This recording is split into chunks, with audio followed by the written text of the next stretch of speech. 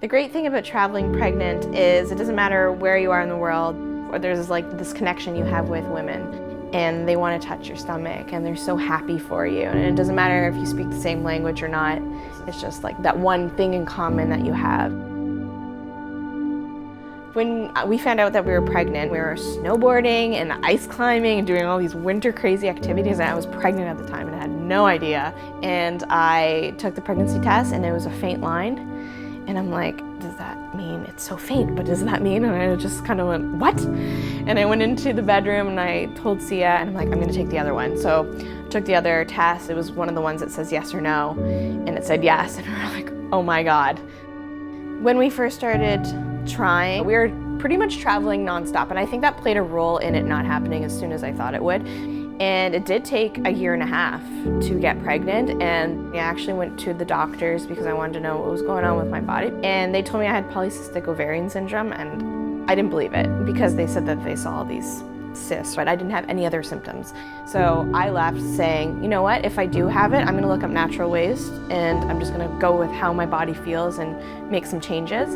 And those changes were getting more sleep, like 8 hours a night, drinking more water, cutting out caffeine, and being in one place for a certain amount of time. And as soon as I did that for a month and a half, I got pregnant.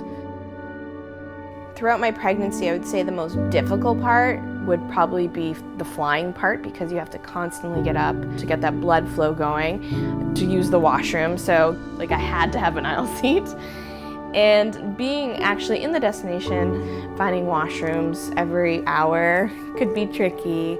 Making sure I'm like careful of what I'm eating, especially in places like Japan, where sometimes I didn't know what I was consuming. I've been traveling pretty nonstop until I couldn't, literally couldn't, like the airlines wouldn't allow me to fly. So I was in Japan pregnant, I've been to Portugal pregnant, all over the States, all over Canada, doing really crazy things. And now, like at the last week or two, and I am just tired, but my body's getting ready. Definitely, I can feel that. It's telling me to just slow down a little bit. Once the baby's here, we are going to take some time off to really absorb the experience of being new parents.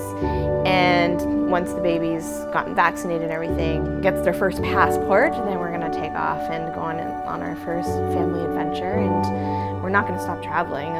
It's just going to be a different way of traveling and seeing the world through our child's eyes, which is going to be really, really amazing.